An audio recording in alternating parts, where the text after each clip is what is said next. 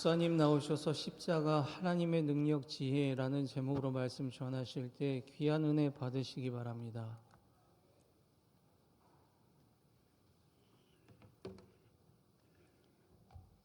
익숙한 찬양이지만 엘피스의 연주로 들으니까 더 은혜롭습니다. 박수로 격려하겠습니다.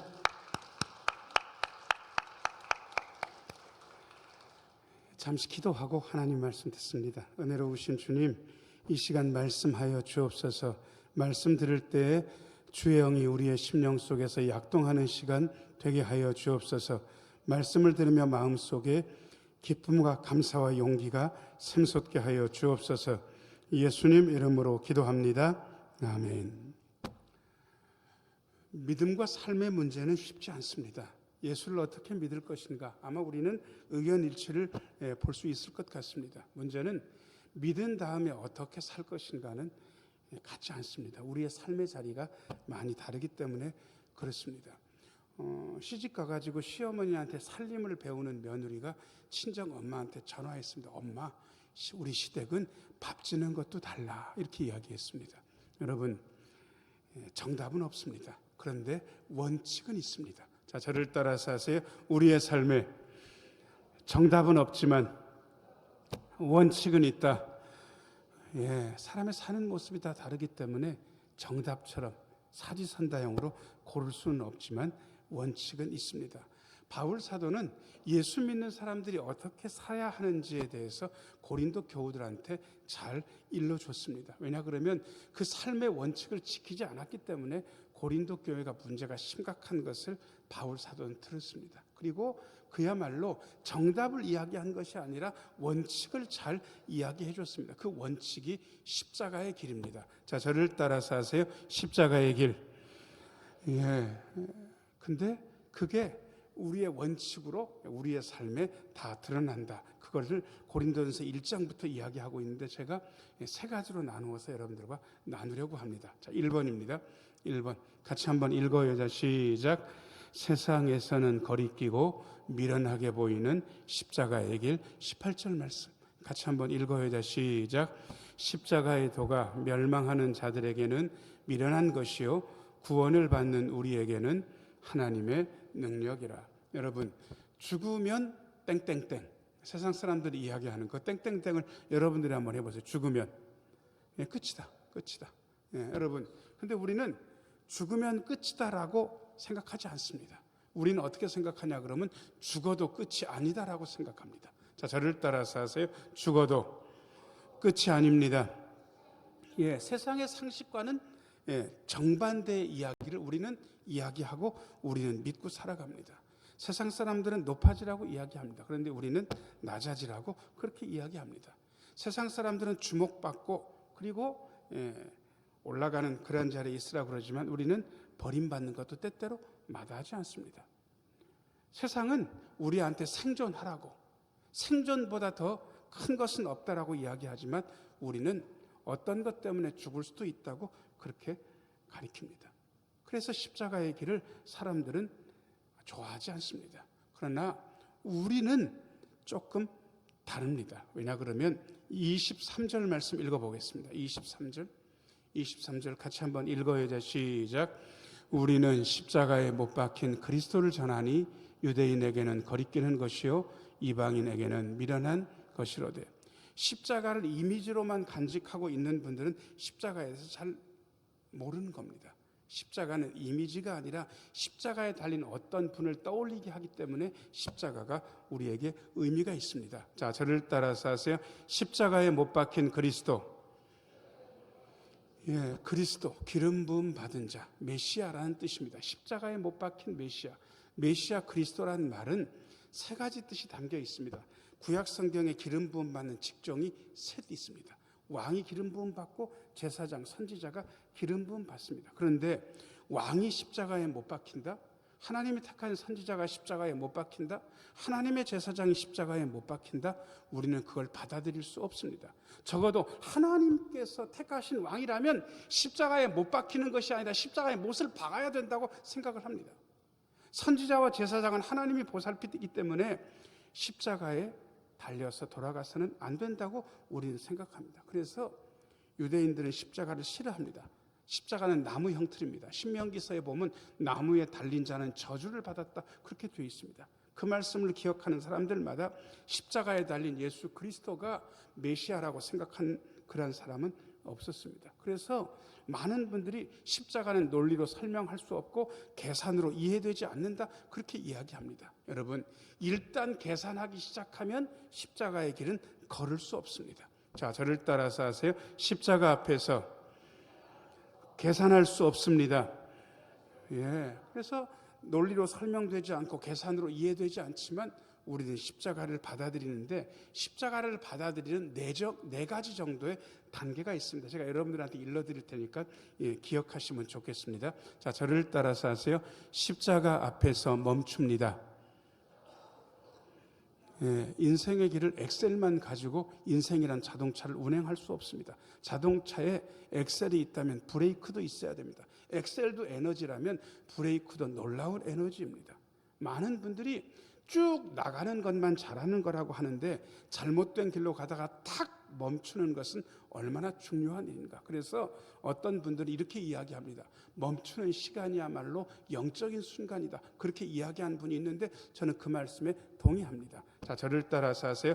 멈춤의 시간은 영적인 순간입니다. 예, 그냥 세상만 보고 가다가 십자가 앞에서 탁 멈추는 시간, 그 시간이 우리에게 영적인 순간입니다. 자, 저를 따라서 하세요. 십자가 앞에서 멈춥니다. 예, 그 다음에 두 번째는 십자가를 바라보는 것입니다. 자, 저를 따라서 하세요. 십자가를 바라봅니다. 예, 여러분, 앞에 있는 십자가. 이 십자가를 바라보면서 우리는 무늬, 모양만 보지 않습니다.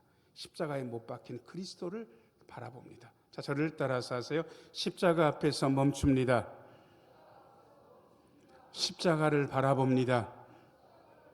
예, 십자가를 바라본 다음에는 십자가 안에서 머무는 시간이 필요합니다. 머무는 거. 그냥 그 안에서 가만히 있어 보는 거. 멈추는 거랑 머무는 거는 어느 정도 연결되죠. 우리는 많이 움직이는 걸 좋아하는데 어떤 때 하나님은 우리한테 너 움직이지 말고 가만히 있어. 이제는 내가 움직일 거니까 네가 움직이면 방해돼. 그렇게 이야기하십니다. 여러분, 십자가 앞에서 멈추고 십자가를 바라보고 십자가 안에서 머뭅니다. 자, 저를 따라서 하세요. 십자가 안에서 머뭅니다. 예, 그런데 그렇게 십자가 안에서 머물고 나면 십자가의 방식을 나의 방식으로 받아들일 수 있게 됩니다. 그 전까지는 십자가의 방식, 죽는 방식, 낮아지는 방식, 희생하는 방식, 버림받는 방식이 도대체 이거는 쓸 수 없는 방식이라고 생각되는데 어느 순간에 이 십자가의 방식을 나의 방식으로 받아들이게 됩니다. 이것이 십자가의 신비입니다. 제가 네 가지를 찬찬히 할 테니까 저를 따라서 하세요. 십자가 앞에서 멈춥니다. 십자가를 바라봅니다. 십자가 안에 머뭅니다. 십자가를 받아들입니다.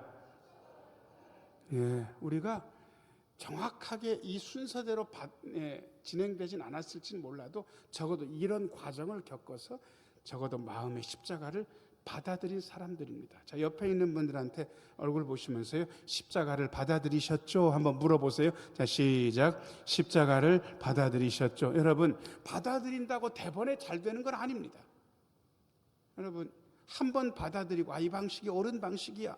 여러분, 처음 운동할 때 그렇게 잘 될까? 이 방식이 옳은 방식이니까 PT 선생님이 나한테 일러주는 대로 난 이렇게 운동할 거야. 그렇게 잘 되든가요? 아니에요. 받아들인다고 대번에 잘 되진 않습니다. 그러나 우리는 이 과정을 겪어서 십자가의 방식을 적어도 나의 방식이라고 받아들인 사람들입니다. 여러분, 이 네 가지 잊어버리면 안 됩니다. 제가 한번 해드릴게요. 십자가 앞에서 멈춥니다. 십자가를 바라봅니다. 십자가 안에 머뭅니다. 십자가를 받아들입니다. 이게 우리가 걷는 십자가의 길. 세상 사람들은 거리껴하고 미련하게 보지만 우리는 십자가 앞에서 멈추고 십자가를 바라보고 십자가 안에 머물고 십자가의 방식을 받아들였습니다. 우리는 그렇게 삽니다. 자, 그 다음에 두 번째입니다. 2번 같이 한번 읽어요. 시작. 그러나 십자가는 하나님의 지혜와 능력. 사람들은 거리끼 하고 미련하다고 생각하는데 우리는 십자가를 받아들이고 나니까 십자가는 하나님의 지혜와 능력이 되었습니다. 24절 말씀, 24절 같이 한번 읽어요. 시작. 오직 부르심을 받은 자들에게는 유대인이나 헬라인이나 그리스도는 하나님의 능력이요 하나님의 지혜니라. 하나님의 어리석음이 사람보다 지혜롭고 하나님의 약하심이 사람보다 강하니라.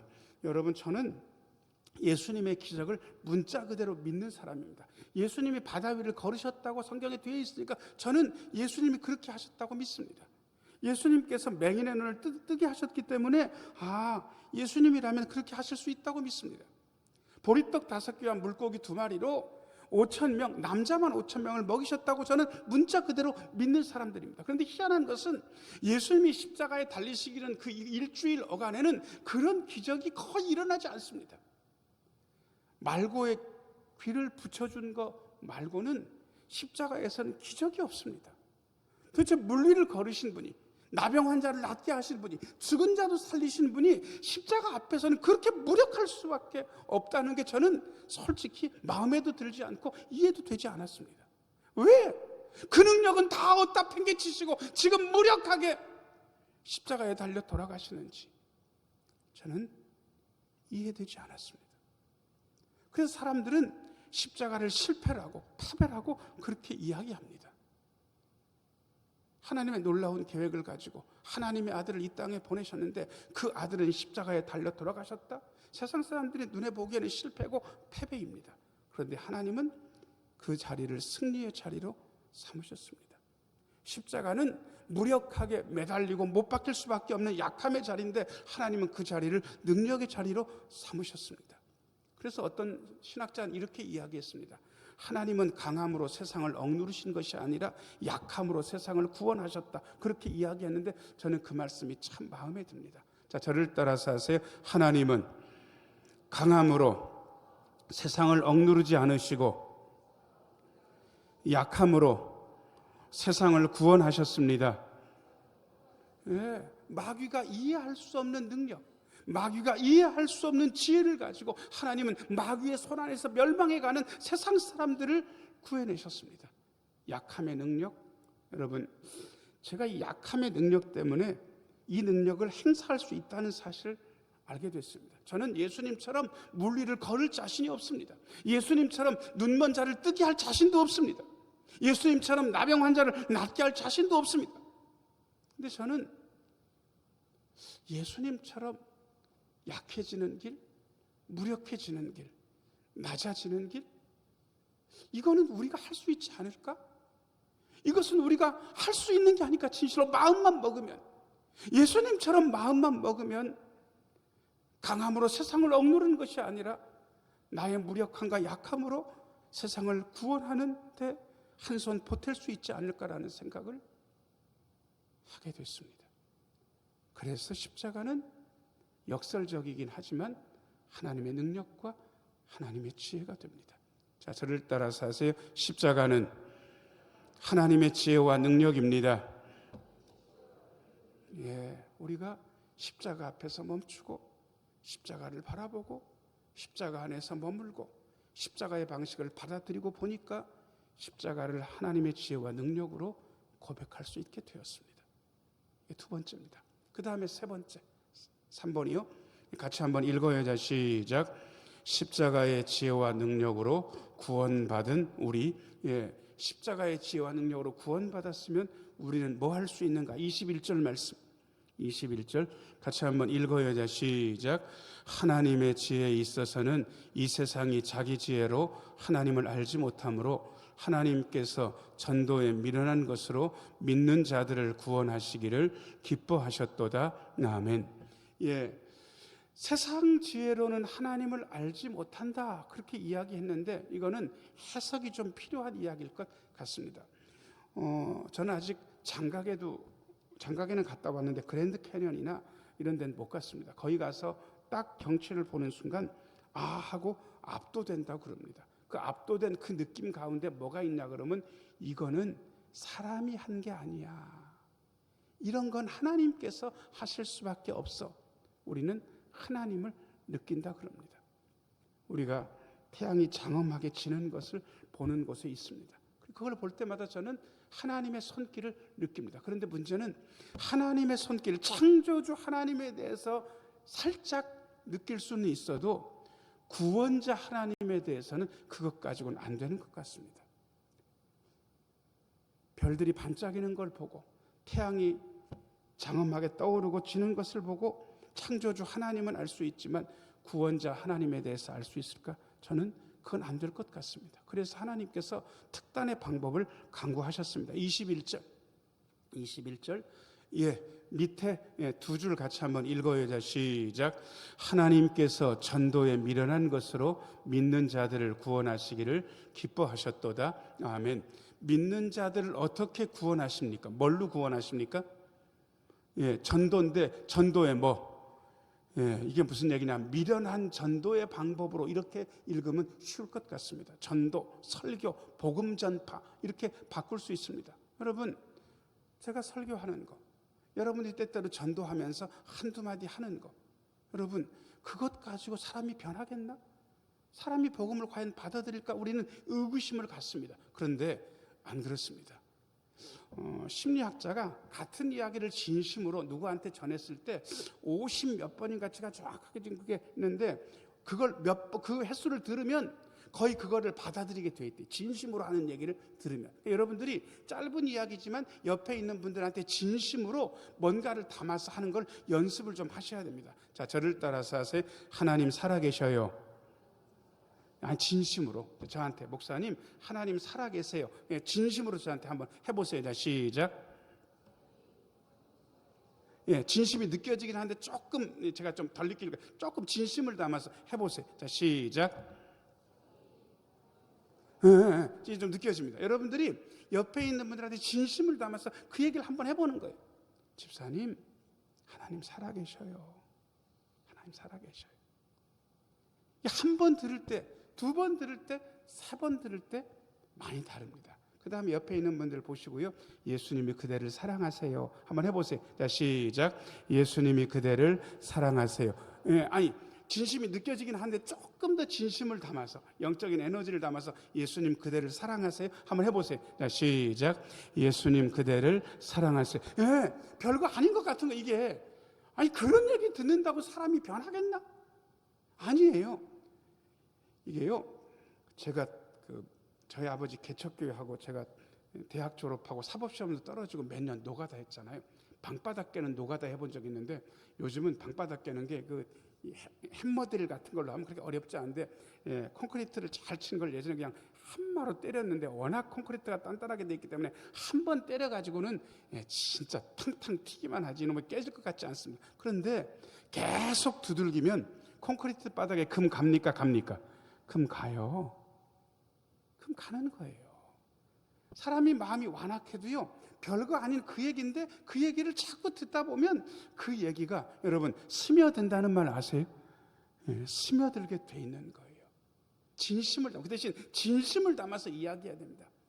하나님 살아계셔요. 예수님이 그대를 사랑하세요. 저는 목사 아들인데도 불구하고 2년 동안 하나님이 없다는 생각 가지고 살았습니다. 살 수 있었습니다. 심지어 그 2년 동안 성가대도 지휘도 하고 그랬습니다. 그 2년 동안 그냥 대학생이었는데 저희 아버지가 기도원 가시거나 그러면 대학생인 주제에 설교를 새벽에도 하곤 했습니다. 그렇게 하나님이 없다고 하면서 설교를 했는데 설교가 끝나고 나면 처음 오신 어떤 분이 저한테 아이고 전사님이세요. 은혜롭게 설교 들었어요. 그렇게 하고 가기도 했었습니다. 그런데 2년 만에 제가 어떻게 깨졌는지 아세요? 저희 아버지가 존경하는 어떤 목사님이 집회를 오셨는데 제 상태를 저희 아버지가 잘 아세요. 저 자식이 요즘 믿음이 떨어졌지. 데리고 가셨는데 집회를 은혜롭게 다 하고 나중에 목사한테 인사드리자.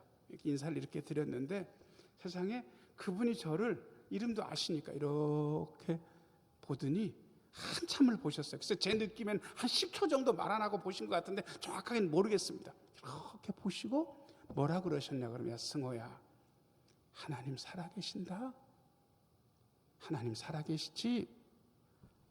꼭 제 마음속에 들어온 것처럼 저한테 그 말씀을 해주셨습니다. 저는 그때 망치로 제 머리를 얻어맞는 기분이었습니다. 대답할 수가 없는 거예요. 어버버 하다가 글쎄 저도 한 몇 초를 머뭇거리고 나서 제가 답변을 드렸습니다. 예, 목사님, 하나님 살아계십니다. 그 집회가 끝나고 기도 시간에 얼마나 울었는지 모릅니다. 하나님 살아계신 게 너무 느껴져서 딱 한마디였습니다. 하나님 살아계시지. 여러분, 우리는 말에 능력이 없다고 그렇게 생각합니다. 아니에요. 여러분들이 진심을 담기만 하면 그 말, 그게 전도고, 그게 설교고, 그게 복음 전도입니다. 복음 전파입니다. 그게 사람을 바꿉니다. 사람은 그렇게 바뀝니다. 그래서 최악이 뭔지 아세요?